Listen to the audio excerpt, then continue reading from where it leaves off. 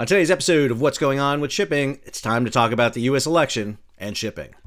I'm your host, Sal Mercogliano. Welcome to today's episode. So this Tuesday, there's going to be an election in the United States. I don't know if you heard about it. It's been in the news a bit. I live in a swing state, to be clear. I've been bombarded by this for weeks, if not months. And I'm going to be very happy come Wednesday when this all stops. But I want to talk about what is the potential for a new Trump administration or a Harris administration regarding shipping. Now, I am very apolitical. I don't show my political affiliations. I try to be as apolitical and unbiased as I can. But hey, people are biased. Ask me about the New York Yankees. I'll give you all the bias you want on that. Not happy about the World Series in any way. But I try to keep myself as middle of the road as I can. As a college professor, I believe my job is educating, not indoctrinating. And I try to hold to the same standard here on this channel. So I'm going to lay out for you what I think are some very appropriate and things we should be aware of regarding shipping, whether it's a Trump second administration or a Harris first administration. If you're new to the channel, hey, take a moment, subscribe to the channel and hit the bell so be alerted about new videos as they come out. So one of the things we need to be aware of is that this is one of the kind of renaissance periods in American maritime legislature. I have never seen so much attention being given to shipping in the United States, whether it's publicly or out in the government right now. Now, I don't know if it's due to things like my channel out there or other things, but I think that because of several issues, COVID and the supply chain crisis, number one, Ever Given getting stuck in the Suez, we got the Houthi in the Red Sea, we had the low water in the Panama Canal, we had the backup off the coast of LA and Long Beach, you have the Dolly taking out the bridge in Baltimore. Shipping has been in the forefront of news for quite a bit here. But in Congress, we've seen some amazingly bipartisan legislation coming out. For example, Representative John Garamendi here, a Democrat from California, back in 2022, along with Congressman Dusty Johnson, Republican from South Dakota, pushed through the Ocean Shipping Reform Act. First major piece of legislation on shipping in 30 years, since the 1990s. And Representative Garamendi, along with a host of other congressmen and congresswomen, are charting this new bold course, as the article says here, toward an American maritime renaissance. It is an amazing change.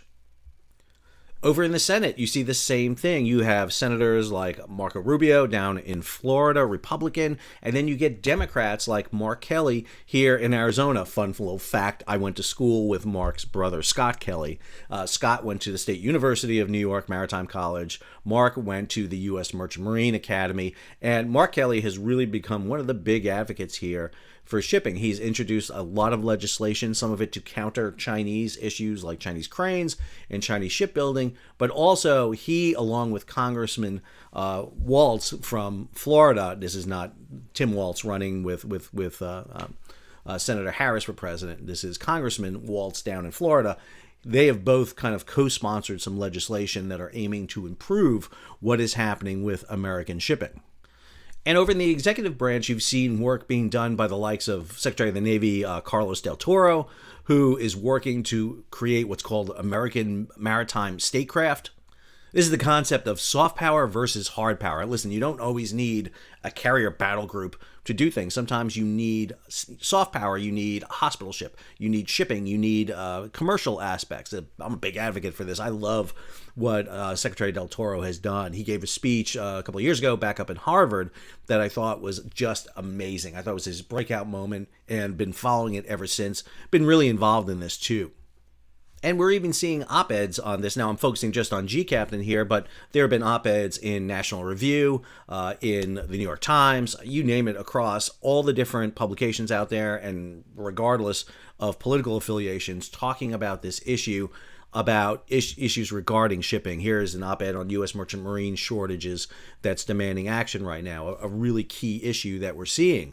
But the big thing here is there's a lot of attention being focused on shipping. Now, the question becomes, when you have a new administration comes in, when the Biden administration steps down in January and a new administration comes in, what are going to be the focuses of those two new administrations?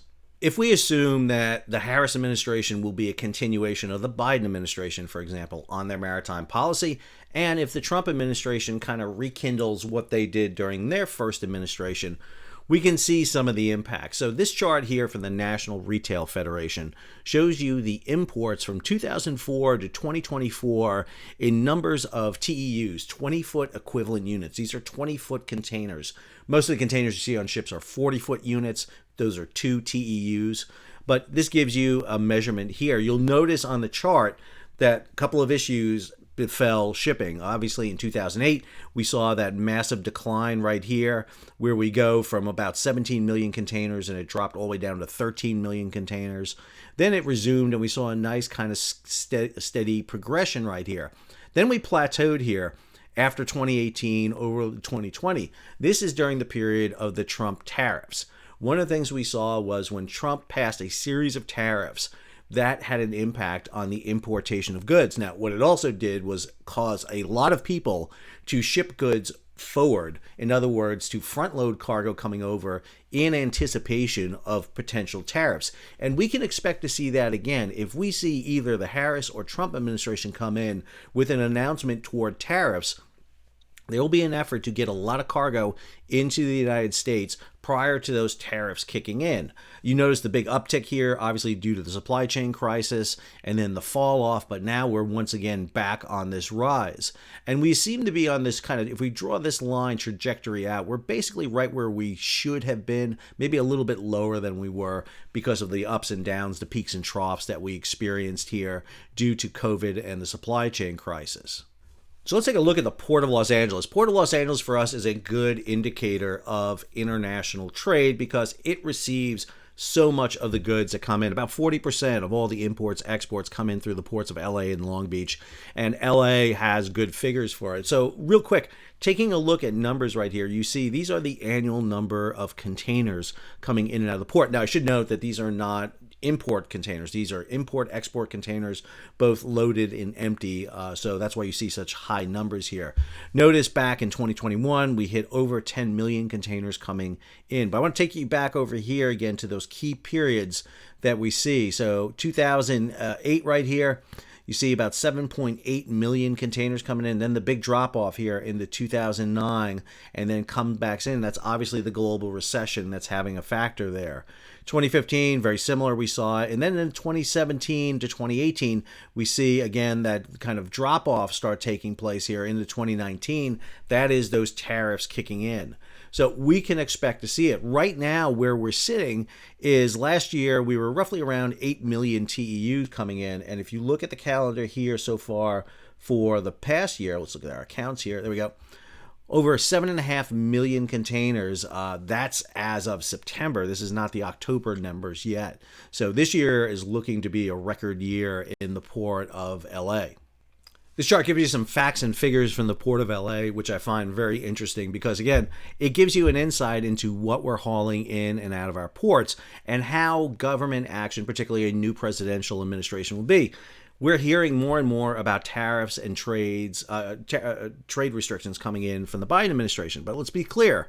A lot of the tariffs that were put back in 2018 were remaining in the Biden administration. We didn't see the Biden administration remove them. So we're not 100% clear that the Harris administration will either remove the tariffs that are currently in place or will not add to them. For example, we heard the Biden administration come out about Chinese EVs, electrical vehicles, going from a 50% tariff to a 100% tariff. Does that mean the Harris administration will follow suit? This snapshot gives you the top imports and exports into the Port of LA. So big imports coming in: furniture, over 560,000 TEUs, auto parts, apparel, plastics, electronics. So obviously any tariff on any of those are going to have an impact. And remember what happens with tariffs. We like to talk about that China will pay for tariffs, but in truth what happens is you raise the cost of the product coming in, and therefore that cost is going to get passed on to two people, the shippers and the consumers. They're going to pay for that. Now, if you're shipping the cargo over, it's going to cost you more to bring it over for obvious reasons with the tariff associated. And if you're making a percentage on the cargo coming over, you'll make more per piece of cargo coming over. In terms of exports, what's going out from the United States, paper, waste paper and paper going out, pets and animal feed, soybeans, recycled metal, fabrics, raw cottons. Notice the number differences here, that basically our biggest export, paper and waste paper, 196,000 TEUs, just gets over the fifth top import into the United States, meaning that what we export out of the United States more than anything else is empty containers, air. For every loaded export container we take out of the United States, there are about 3 empty containers that are going out. That is a big issue in terms of our trade deficit. So who's our biggest trading partners? Well, it's going to be no surprise when it comes to the Port of LA. They're focused in Asia. But the top one is China and Hong Kong at $112 billion, followed by Japan, Vietnam, South Korea, and Taiwan. Now, notice Vietnam is climbing in this number. We're seeing that happen. A lot of companies are shifting from China over to Vietnam. This has had a lot to do with issues with China, but also because of costs in China are going up, and so therefore we see it. When you look at the top 5 trade routes coming in, obviously Northeast Asia is number 1, Southeast Asia number 2, the Indian subcontinent, then Northern Europe and Mediterranean, but those are very fractional. It is Northeast and Southeast Asia that is taking up 88% of all the trade that comes in and out of LA. Next, I want to take you to this chart. It's provided over on the Port of LA site. This is U.S. trade numbers. They do a great job in kind of synthesizing where trade goes. This shows U.S. trade with the world. This is as of through August of 2024. And as you see here, where's our trade going? Well, one of the obviously the biggest ones are our neighbors, both Canada and Mexico, but also over to China, Japan, and Korea.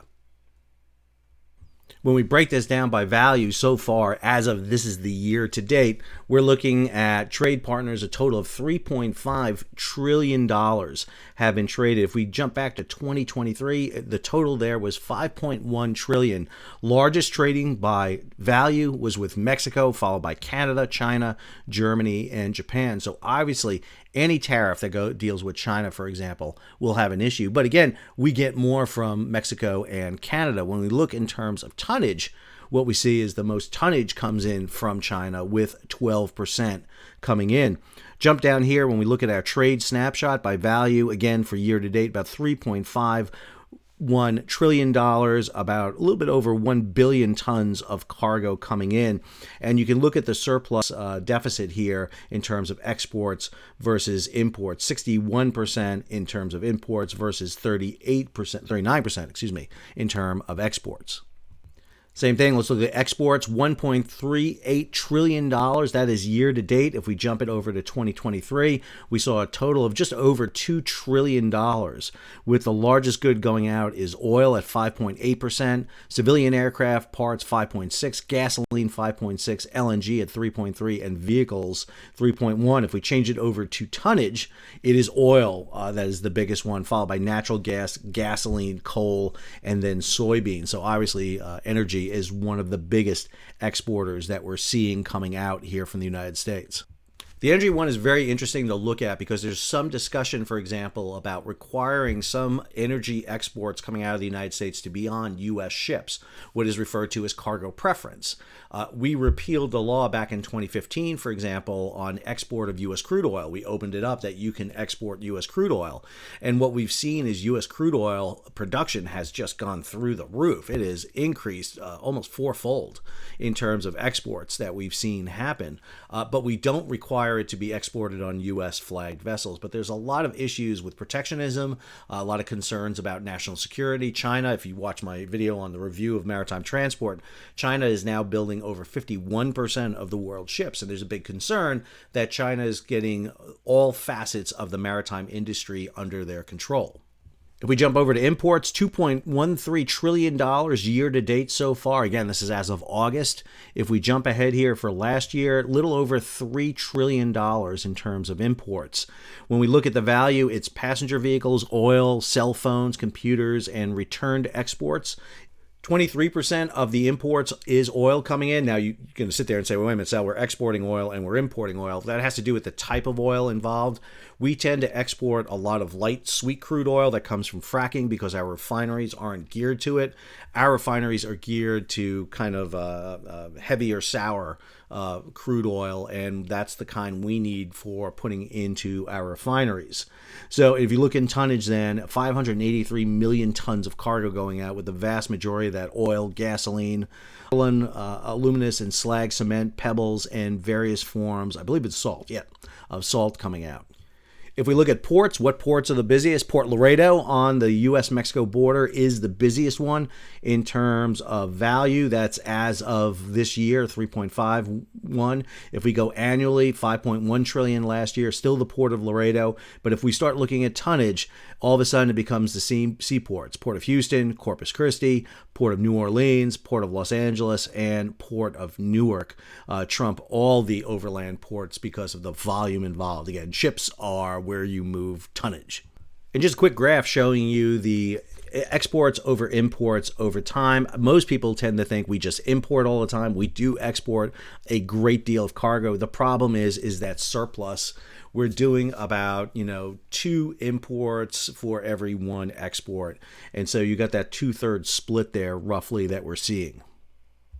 If we look at U.S. trade, has decreased 4.08% through November. U.S. trade with the world totaled $4.69 trillion during the first 11 months of 2023, according to World City Analysis. If you look at the U.S. leading trade partners, number 1, Mexico, number 2, Canada, number 3, China, number 4, Germany, and number 5, Japan, all of them fell except for trade with Germany, and this is as of 2023. So what does this all mean in regards to the political election? So go out on a limb here. I'm going to make some forecasts. I don't like always to do this, but I'm going to go ahead and do it.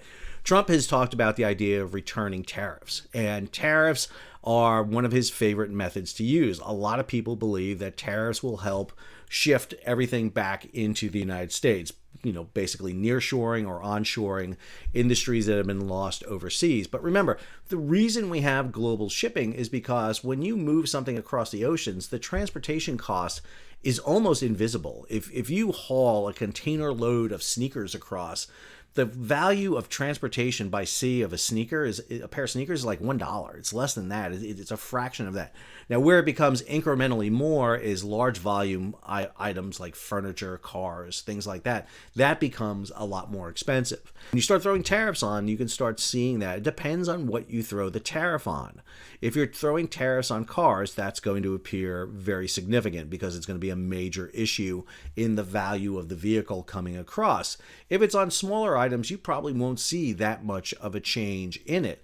The problem is, what do you want to protect in the United States? Let me be clear. You cannot be 100% self-sufficient today. I'm a historian. I teach about ancient civilizations. Ancient civilizations weren't 100% self-sufficient. Trade is one of the key facets of history. And so we have to have trade. And the question is, where do you target your trade? Now, obviously, the issue with China has to do with, is China taking too much of U.S. trade? We willingly gave it to them. Let's be clear about it.